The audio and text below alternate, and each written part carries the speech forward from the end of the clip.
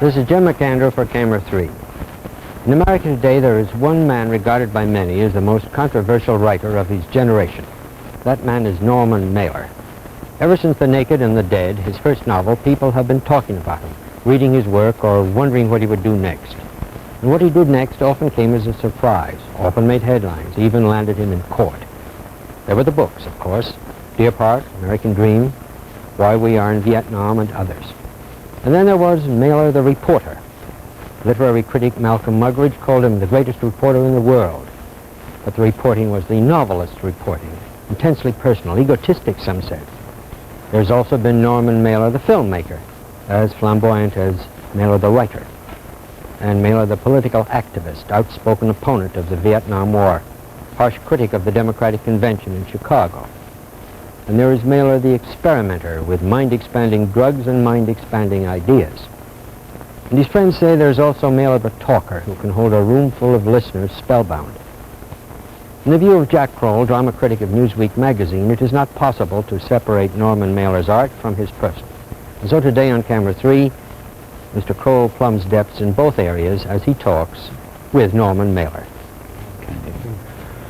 Well, Norman, here you are, perhaps the most media chewed-over personality in the country, short of whatever politician happens to be in the ascendancy at the moment. I'd like to start this interview, if that's what it's going to be, by simply asking you, what are you doing at the moment? Are you writing a book? No, I'm working on a movie called Maidstone, and cutting it. It's a movie I shot last summer, and it was, at the time we shot it, we had 5 cameramen working for 7 days, and we ended up with 45 hours of film. There were a number of notorious circumstances connected with the shooting of that film, as I recall.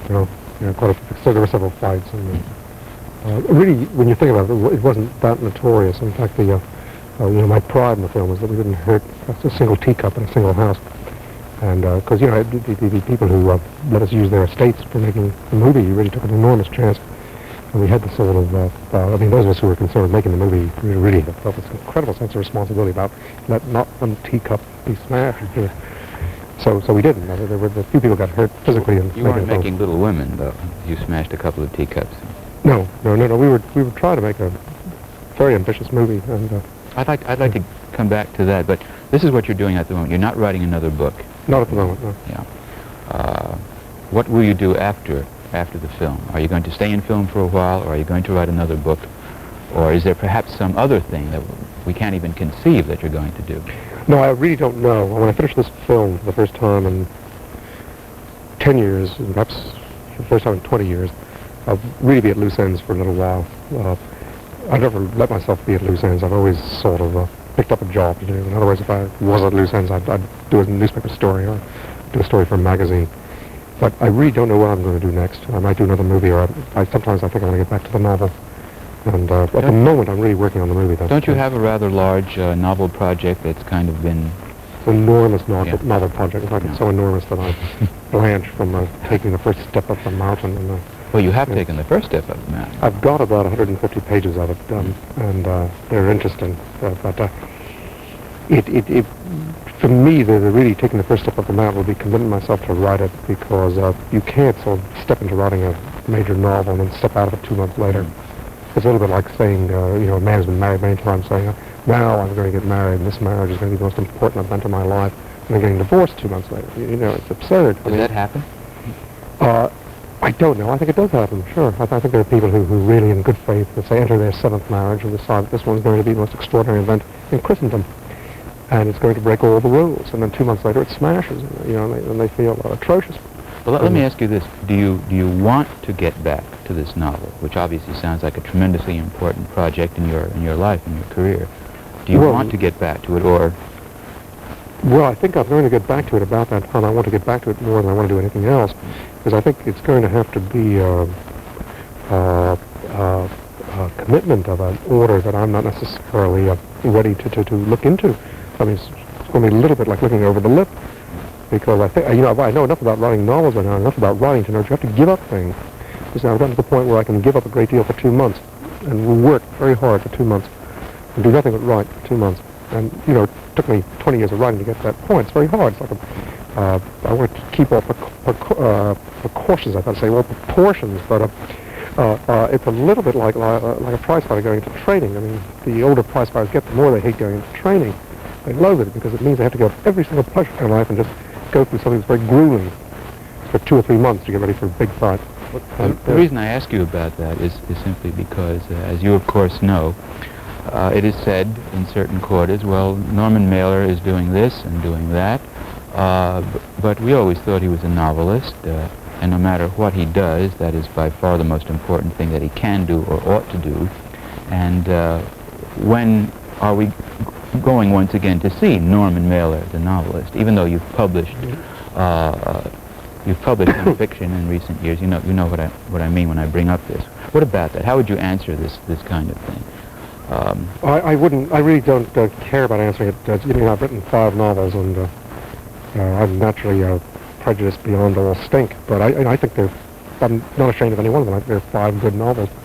You know, and if one always thinks this way when you get to my age, you know, if you get hit by the car tomorrow, you bow out. And just what I mean is I'd like to top those novels, but I don't think that, I mean, I'm not going to sit down and write a novel to convince people that I can write one. You know? No, I was thinking of it really from a technical point of view. That is to say, you're an artist, and therefore your real importance lies in your worldview, what you see that really no one else can see, by definition. Now, it might be that you choose at one stage of your career to project what you see in the structure of a novel, or some other way, a lyric poem, or something of that sort. This is why I ask you the question. As you think about what you see in the world, does it seem to you, perhaps, that at least for the moment, the novel is not the most relevant or satisfactory form for you to work in? I'm thinking about the recent personalized journalism that you have been doing, and so brilliantly. Is there a technical and philosophical reason for this? I think there's a simple explanation for it, by the way, which I've thought about a lot, and it's surprising it's brand new. But I think that the reason that people have been very kind and have loved my last 2 books, which are both journalistic books, but they were journalistic books that had the air of novels. They read like novels. I think what they offered was that one could return to the 19th century novel, to which you had a great many figures pass through these books, and a great deal happened. There's no sex in the books. You see, which again was the great pleasure of the 19th century novel. Is that because there are no sex in the politicians you were largely writing about? No, it's just a simple legal matter, which is, put it this way, apart from the fact that I would have really hesitate to write about the sexual life of a real man with a real name, and so on, just there is this profound taboo, which I would feel too. And in other words, I wouldn't want someone writing necessarily about my life that way, and I would hesitate to write another man's life that way. But that's the equivalent, really, of the way Victorian novelists felt about writing about the sexual life of an imaginary character. So what I'm getting at is that people, when they read The Armies of the Night or Miami and the Siege of Chicago, I think they get the same sort of pleasure that they used to get from the Victorian novel. You see, except what they have now is they have the great pleasure of reading these books, which read like novels, about people that they see in the news all the time and they see on television. And they get no more information about these people than they used to get in a novel 100 years ago. But what they do get is they get the pleasure they had when they were children reading Victorian novels. I think that's why these 2 books have just, sort of given a certain amount of But you pleasure. do feel, though, that it's still as important as ever for you and for any novelist to go through this strange process of creating fictional characters and creating fictional situations in which to articulate. You still feel that this is a tremendously important artistic job that has to be done in its appropriate time. I think the novel is an extraordinary form, and I think that, the last thing to say that I think it's got 20 years left. This is really what I'm asking. Is the novel dead? I think what it has got, what I mean is one of the reasons why I've been taking so many years to get into this long novel, is I think it's hopeless by now to write a novel unless you can do something in a novel that can't be done in any other form. I mean, you shouldn't be able to write a novel that can ever be made into a movie, speaking ideally, and it certainly should not write a novel that can be summarized. And that means you've got to find a form for it that will be unique to the novel. I think one of the reasons I've gone on making movies is movies are fascinating because they're so different from novels. They're really profoundly different. And what confuses the issue all the time is that practically every successful novel is immediately made into a movie, and people argue about whether the movie's better, the novel's better. But a long time ago, when I was practically a child working out in Hollywood for Sam Gold when I was 25, what I learned then was that it was a certain sort of bad novel always made the best movies. And that wily old producers like Golan and Mayer and all of them knew that. And they always used to be in despair when their directors, their tormented souls, always wanted to do the red and the black. You see, or... Lord Jim. Yeah. You know, they went out of their minds with these directors who just wanted to do something that was worthwhile. Because these old producers had a basic instinct, which is the movie was so different. They'd take a terrible book and make a nice movie out of it. That was their feeling.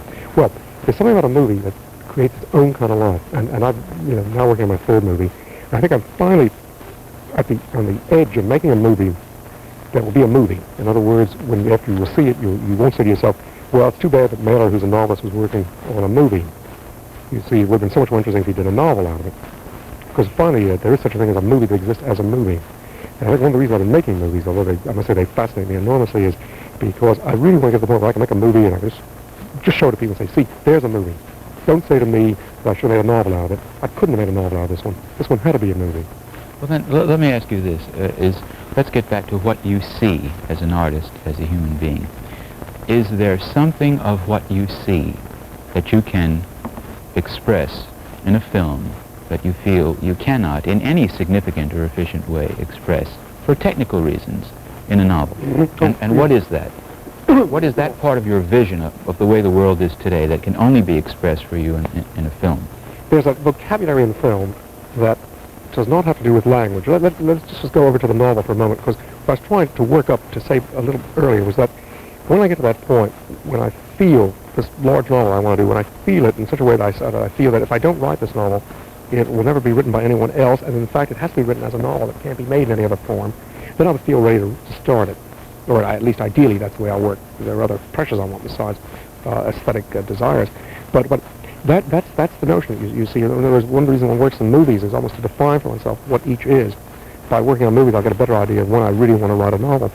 But the other part is that the movies are very, very different from the novels. In the novel, what you do is you start with a bag of words, which are the history of Western culture, up to, let's say, up to 1920 or whatever, or 1940. Won't have to be a social historian to pick the precise point where... You're talking about the language. Yes, you have language to work with. And the way in which you put your words together has extraordinary meaning. But when you get into movies, what you get into is another kind of vocabulary, which is you have your little bits of film strip. Each bit of film strip is something which is the equivalent of words. Each bit of film strip is, let's say, the equal of 5 words or 5,000 words. But they are put together as individual words. And I think the 20th century man is getting into a state of complex consciousness that enables him to put together these omnibus words, if you will. You see, and the magic of making films is apart from the excitement of making them, which is very much like being part of a circus, or being part of a football team getting ready for a big event, or being part of an army. I mean, making a movie is very, very exciting. But afterward, the process of constructing that movie afterward, out of the film experience that you've recorded, gets to be altogether fascinating, because you feel as if you're working with a brand new vocabulary, and you're putting things together in a way that no one necessarily has ever put them together before, almost as if 20th century man is now breaking into 21st century man.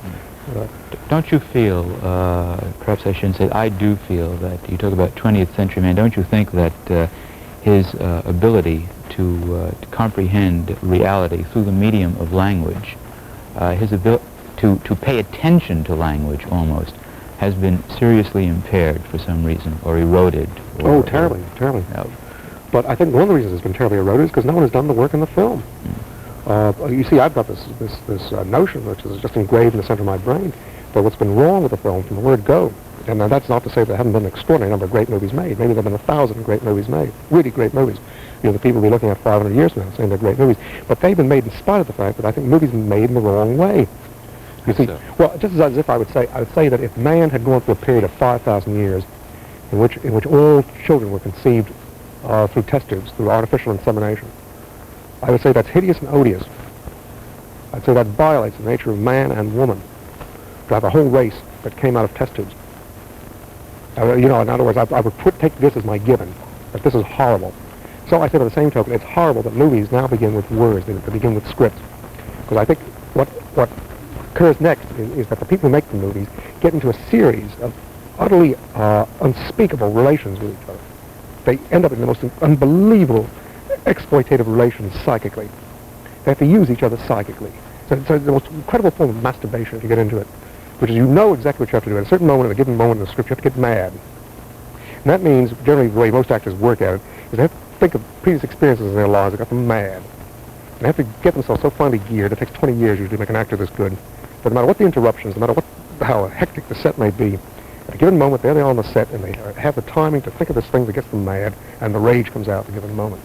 So making a film is really a communal enterprise in which all the potential dislocations that can occur in a community are really exist in their most intense form. Whereas when you write a novel, you're alone, you're on your own, alone with the history of language, as you said. Well, I'm not making myself clear on this. What I'm getting at is that the way films have been made up to now is the way I've described, and I think this process is odious. And I think that what's interesting about making films is if you start with the actor making the film. In other words, if you start with the existential given, which is you have a couple of people in the scene, they don't know what they're going to say next, and they do know there's a movie camera on them. That is as much of a sense of reality as any man can have in the 20th century.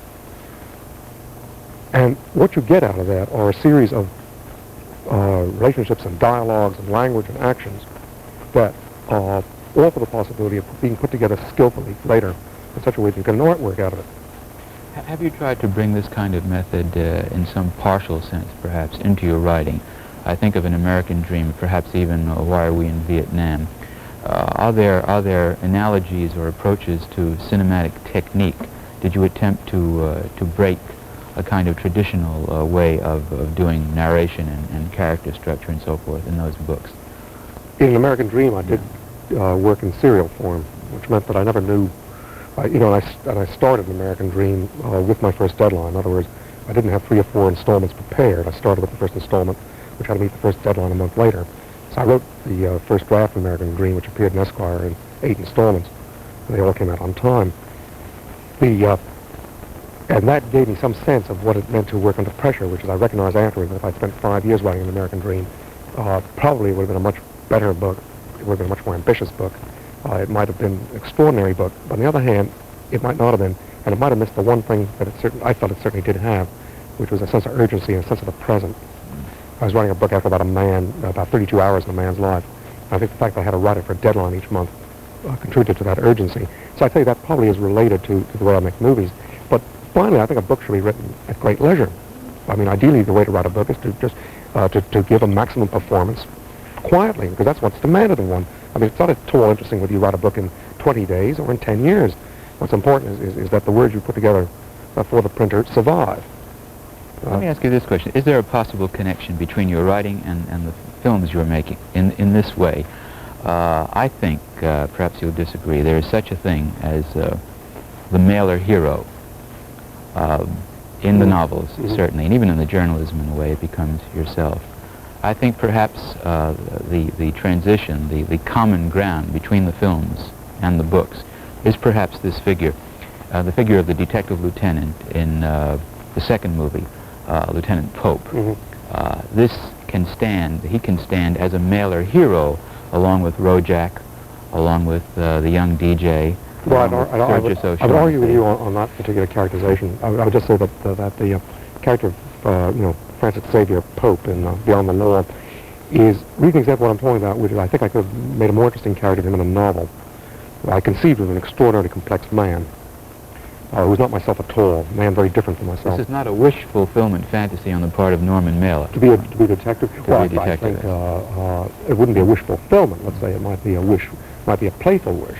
I don't think I want to spend my life being a detective. No, I think it's fun to step completely out of my own character and try to be a detective.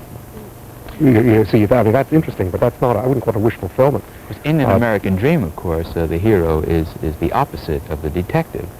He is the person who's under the gun and under the lights. There's an interesting relationship between the film and the book. And I think, in a sense, your view of the world as seen in those two works by you forms a whole. I wanted to ask you about that. I'm particularly interested in An American Dream, which, of course, as you know, has had a fantastic division, antithetical division of opinion. You've had very many brilliant literary critics who do think that this is the most misunderstood book of our time, and many other critics who really think it's just a disaster on your part, comparable perhaps to Hemingway's Across the River and Into the Trees. The thing that interests me about this situation is not so much why this should happen, why one critic thinks this, another critic thinks that, but could you articulate, I know in a way it's a ridiculous question, but what is what did you see that made you write a book that can be so open to completely opposed and controversial interpretations? Here you created in American Dream a hero who starts right out by doing the most violent things possible for a human being to do, and very intimately violent things. He kills his wife, and it goes on from there. You were thinking of him, I think, in a sense, as, let's say, a hero of our time. You meant to focus in him all sorts of dislocations and urgent psychological problems of our time. What were they? What made you create Rojak? To be honest, I wouldn't say that I think he's a hero of our time, because I think finally a hero is a man who wrestles with history, and Rojak is just wrestling with his own escape. He's not at all interested in, he doesn't have a moment to breathe and think about the history of his time. I'd say he's a protagonist of our time. I'd say he's a typical figure of our time, a typical existential figure of our time. I wouldn't call him a hero, really, the way I might call some of my other characters, potential heroes or what have you. But what I was interested in, as I look back on it now, was that I think that most of the sort of established social, I hyphenate this, social intellectual notions that we have in our time, such notions as what is sanity, usually, are terribly ill-founded. I don't think there's any real basis to them. And what I was trying to do is it seemed to me that states that are commonly considered insane are often not. States that are often considered quite sane are obviously not. And I wanted to write a book about a man where it just never, where he was under such pressure that he never really had the leisure to ask himself whether he was being sane or insane. And therefore I didn't want to give the reader the leisure.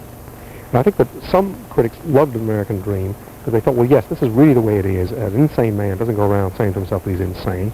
He's too much, what characterizes insane behavior is the absolute rightness of it when you're in it. And in fact, who knows whether a man's really insane? I wanted to get a case that was really marginal. We'll have the profoundest arguments later about the nature of the sane. Because after all, you could say that every man who's insane deviates from a moment of transcendent greatness, or at least transcendent mental greatness. They just finally are not able to take the altitude, and they fall off. So I wanted to create that state on one hand. I think, forgive me for hawking all night. It's just, every dove is a closet hawk. But I think what I really wanted to do then was create this state, this existential state, this non-nameable state. And I think a lot of critics found this intolerable. Because one thing that characterizes literary critics, since I'm an amateur literary critic, I do know a bit about them, as every amateur always knows a great deal about professionals, is that they really like to have one hand on the rail. I've met very few literary critics who like walking a tightrope. That just isn't their idea of fun. I mean, a man doesn't become a literary critic if he wants to get on a tightrope. He goes into the circus. So literary critics like to have that one hand on the rail, which is one reason why literary critics are usually quite good about works that are written anywhere from 20 to 200 years ago. And there are very few literary critics who are contemporary critics. You could name, at any given moment, you just name one or two in any country's literary culture. And so I think the American Dream offended them profoundly. Now, of course, I'm not there to say next that everything in the American Dream was so splendid that they had nothing to attack. It may be that they had legitimate complaints after that fact. That after I failed to provide them with a rail, it may be that you're going to write a book without a rail that the literary critic can hold on to. You've got to write a book that's absolutely splendid. Maybe the American Dream wasn't sufficiently splendid to convince them. What about the title? Is there something about this country that makes this ambiguity between insanity and sanity more observable, more a fact here than in other places? Perhaps that was part of it. Do you see insanity as an American problem in a very real sense? I think insanity is the problem of any highly advanced technological society. It's also a particular problem in America because our country is such opposites and such incredible alienation. On the one hand, we're such a powerful country. On the other hand, we're a great empire without having had that sense of centuries of slow, that slow accumulation of culture that goes on over centuries. Well, put it this way, usually when a country becomes a great empire, it's had these centuries in which the country was able to build its culture and then found that the culture gave it such strength that it could export it, as the British did, as the French did, as the Germans did even.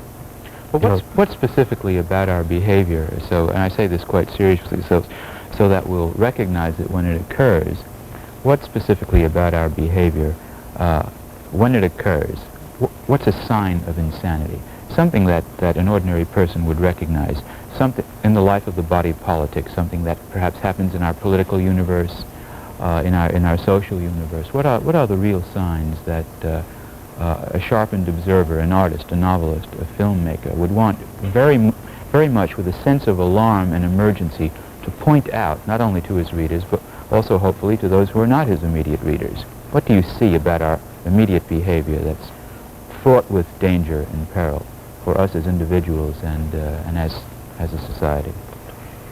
Two years ago, I think it would have been very easy to answer. 2 years ago, I would have said that here we are, we're a great nation with an extraordinary tradition of chivalry towards small nations, which has been our greatest capital in international relations, and we're soiling it in the pigsty of Vietnam every day. And we're engaged in a ridiculous military activity because we're trying to subjugate a small Asian guerrilla force relative to our own forces, and we are pretending that we're defending ourselves against communism when anyone who knows anything at all about the problem of communism knows that the only ones who will ever defeat the communists will be the communists themselves. In other words, communism is a cannibalistic enterprise in which finally communists end up fighting communists. It's been the... Do you see that as a mistake? Call it a gallant mistake? No, I see it as an insane mistake because of the need to justify it. In other words, if we were talking about just before we went on the air, we were talking about the Baltimore Colts and the Jets. Now, anybody could have made that error to pick the Baltimore Colts. In fact, as I said to you, I picked the Baltimore Colts by 45 points. And as I also said, you lose your reputation as a seer if you make that point. Well, I'm terrible on predictions and that sort. And at the time I said, I heard the same tone I'd use when I said that Liston was going to murder Clay. But let me just get to the point, even though I'm taking a long time to do it. That's all right. That doesn't mean you're insane. That just means you didn't have divine judgment at that point. But if you then go out and you then say, if a sports writer is going to go out and say that he really doesn't think the Jets won, you see that the Colts really won the game, well, then he's insane. Well, he's talking about some platonic universe that simply Yes, and that platonic universe has now achieved more reality for him, precisely, than the real universe of events. And that's what went on with Vietnam, which is they kept talking about defeating communism and about the sort of extraordinary qualities of the South Vietnamese and the disgusting qualities of the North Vietnamese, and all the evidence had nothing to do with it. Not even our own computers can. Okay, then, have we learned our lesson? Have we